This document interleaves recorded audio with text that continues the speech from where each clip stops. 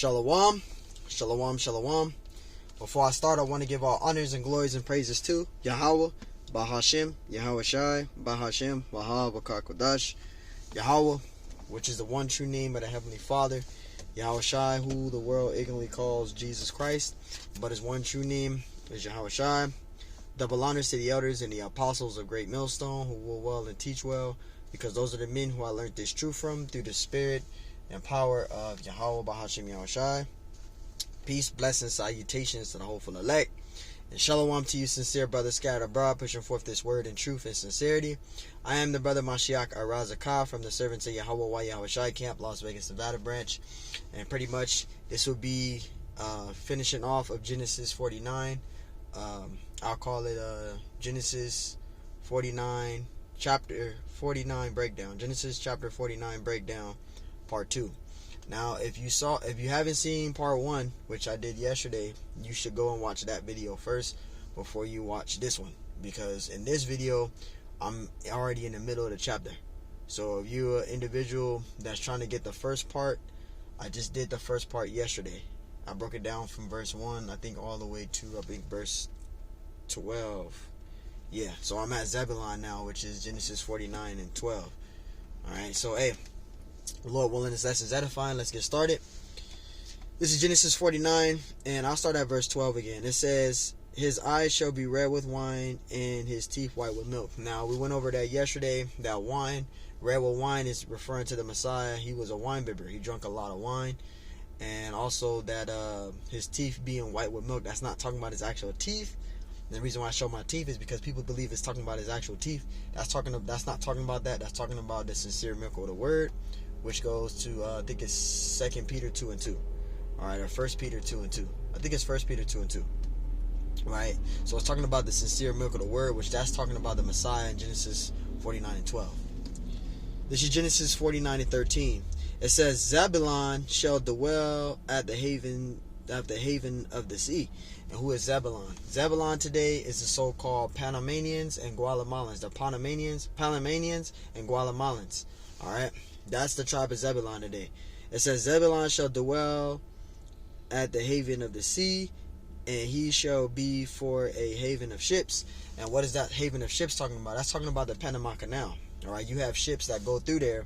You know, they come through there with cargo, with all other type of loading of shipment. And they go through the Panama Canal to get to their area quicker.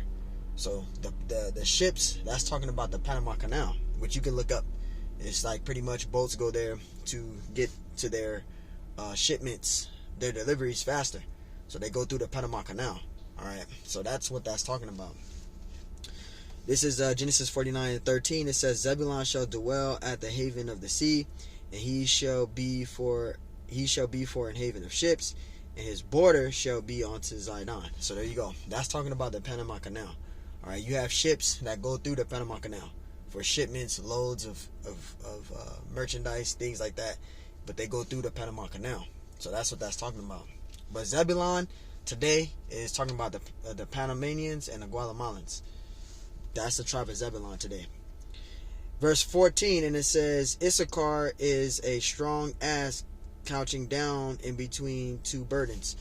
Issachar is the so-called Hispanics today, or you want to call them Mexicans, which are Hispanics, alright, or Latinos. That's the tribe of Issachar, which are the so-called Hispanics. Okay, and when it says verse 14, it says Issachar is a strong ass couching down between two burdens, because the two burdens is talking about Northern America and South America. In between the two, in between two burdens, which is North America and South America. That's what that's talking about. Alright, Issachar is the so-called Hispanics. Okay, verse 15, it says he saw that rest was good, and the land that it was pleasant, and bowed his shoulder to the bear, and became a servant unto tribute. Right, because Issachar, the so-called Hispanics, they love to work.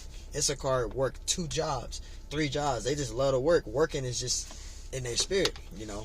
That's the tribe of Issachar, the so-called Hispanics. They work. They love to work. They do a lot of laboring, a lot of work. It could be selling corn. It can be you know, selling food, making food. You know, it could be they could do janitor work. You know, Issachar, they do a lot of working. You know, they can work. They love working. Working is just in their spirit. So the tribe of Issachar today is the so-called Hispanics. They're the tribe of Issachar. It says, verse 16, Dan shall judge. It says, Dan shall judge his people as one of the tribes of Israel. Dan, the tribe of Dan. We don't really know who the tribe of Dan is, but through the spirit, through faith, you know, we believe that the tribe of Dan is pretty much mixed into Israel. They're pretty much all in Israel. All right. No, we don't really know the tribe of Dan. It says, Dan shall be a serpent by the way, an adder in the path, that biteth the horse heels, so that his border shall fall backward. Verse 18, it says, I have waited for thy salvation, O Lord. So the tribe of Dan is pretty much all into Israel. We don't know who the tribe of Dan is, to be honest. Dan is all mixed into Israel. Okay, Dan is all in Israel. Verse 19, it says, Gad, a troop shall overcome him, but he shall overcome at the last. The tribe of Gad is the so-called North Americans, all right, Native American Indians, Northern American Indians, Native American Indians, as you want to call them. They were taken down by the U.S. troops. The troops overcame them. All right, okay, that's going into the bloodshed of the Native American Indians, which goes back to the Colonial Wars, the King Philip Wars, right, the Queen Anne Wars, the Trail of Tears, Wounded Knee, etc. You can look up all those wars. Okay, so, you know, Gad, they were taken down by the U.S. troops. Okay, they came over here. They were given smallpox. You know, and Esau, when he took the Native Americans down, he kept it as a memorial of his victory, which is Thanksgiving. That's why we don't celebrate that. You know, we don't mess with that, because it goes into the memorial of the bloodshed of the Native American Indians, and Esau uses that holiday as his memorial of victory. He murdered 100 million Native American Indians, buried them, and built houses on etc. on them. So, you know, that's just a quick testimony. But it says Gad to overcome at the last. So we're going to overcome at the last. All right.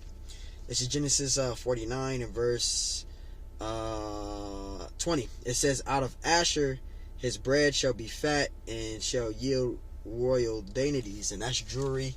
You know, rubies, Salakia, rubies, a lot of merchandise. And Asher, the tribe of Asher, is the Colombians and the Uranians today. That's the tribe of Asher. Okay, they have a lot of rubies and jewels, things like that. They have a lot of fashionable merchandise over there.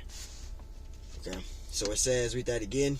It says, verse 20, out of Asher, his bread shall be fat and yield royal dainties. And again, Asher is the so-called Colombians and the Uranians. That's the tribe of Asher. Okay. Verse 21, Genesis 49:21, it says, Naphtali is a hind let loose, he giveth godly words. And Naphtali, that's the Argentinians and Chile. That's the tribe of Naphtali. The Argentinians in Chile. That's Naphtali. Okay. That's the tribe of Naphtali today. And it says, verse 22, it says, Joseph is a fruitful bow, even a fruitful bow by a well, whose branches run over the wall. It says, the archers have sorely grieved him and shoot at him and hated him. Verse 24, it says, but his bow abode in strength, and the arms of his hands were made strong by the hands of the mighty power of the Most High of Jacob. It says, from thence is the shepherd, the stone of Israel. Verse 25, even by the power of thy father, who shall help thee, and by thy mighty, who shall bless thee, and the blessings of heaven above, blessings of the deep that lieth under, the blessings of the breast of the womb. Verse 26, the blessing of thy father hath prevailed above the blessing of thy progenitors unto the utmost bounds of the everlasting hills. They shall be on the head of Joseph, and on the crown of the head of him that was separated from his brethren. Right, because Joseph, the tribe of Joseph, is the so-called Puerto Ricans today. That's the tribe of Joseph.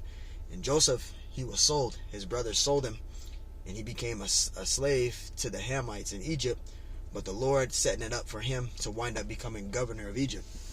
The Lord set it up that way. But long story short, the tribe of Joseph is the so-called Puerto Ricans today. But you also got the tribe of Manasseh. Now notice, when you read in Genesis 49, you don't see Manasseh in there. Well, when you go to Genesis 48, Ephraim and Manasseh, okay, were adopted.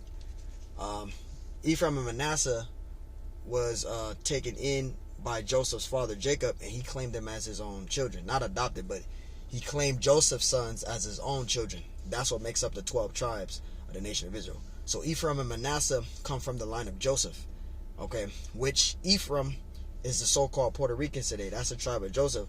And you also have Manasseh, which are the Cubans today. That's Manasseh, which is both of those people, Manasseh and Ephraim, they come from the line of Joseph. And we're going to prove that because when you read in Genesis 49, the tribe of Manasseh is not mentioned in Genesis 49. So we have to read Genesis 48 to prove that Ephraim and Manasseh make up the 12 tribes. This is Genesis 48 and 1. It says, "It shall come to pass," right, "after these things, that one told Joseph, Behold, thy father is sick, and he took with him 2 sons." So Joseph had 2 sons, Manasseh and Ephraim. So Manasseh and Ephraim are the sons of Joseph. But Jacob, the father of Joseph, took Ephraim and Manasseh and claimed them as his own children. That's what makes up the 12 tribes. Verse 2. This is Genesis 48 and 2. We're going to go back to Genesis 49, but for edification purposes, Genesis 48 and 2. It says, "And the one told Jacob and said, Behold, thy son Joseph cometh unto thee. And Israel strengthened himself and sat upon the bed. And Jacob said unto Joseph, unto Joseph, Yahweh Bashim Ashai Almighty appear unto me at Luz in the land of Canaan, and be blessed." Verse 4. It says, "And said unto me, Behold, I will make thee fruitful and multiply thee. I will make of thee a multitude of people, and give this land to thy seed after thee for an everlasting possession." Right? Let's get to the main point. Verse 5. "And now thy 2 sons, Ephraim and Manasseh," right? "Ephraim and Manasseh, which are born unto thee," born unto Joseph, born unto Joseph in Egypt, because Joseph's wife was a Hamite. She was not an Israelite. And she bared Joseph 2 sons, Ephraim and Manasseh. They were born in Egypt. Right? Verse 5, it says, "And now thy 2 sons, Ephraim and Manasseh, which were born unto thee in the land of Egypt," see, "before I came unto thee into Egypt, are mine." So he told Joseph, Jacob told his son Joseph that he's taking his 2 sons and claiming them as his own. They're his kids. So they make up the 12 tribes of the nation of Israel, Ephraim and Manasseh. Alright? So Ephraim and Manasseh are really Joseph's sons, but Jacob took Joseph's sons and claimed them as his own children, making up the 12 tribes. It says, "Are mine, as Reuben and Simeon, they shall be mine." So there you go. So when you go into Genesis 48, that's where Ephraim and Manasseh come from. Because you got people, they'll read Genesis 49 and they'll say, "Look, I don't see Ephraim and Manasseh there, I just see Joseph." Right? But when you read Genesis 48, the 48th chapter, Jacob claimed Joseph's sons, 2 sons, Ephraim and Manasseh, and claimed them as his own children. So that clears that up. So when you go into Genesis 49, it mentions Joseph there. Alright? But Ephraim and Manasseh make up the 12 tribes. Ephraim, the tribe of Ephraim, is the so-called Puerto Ricans today. That's the tribe of Ephraim.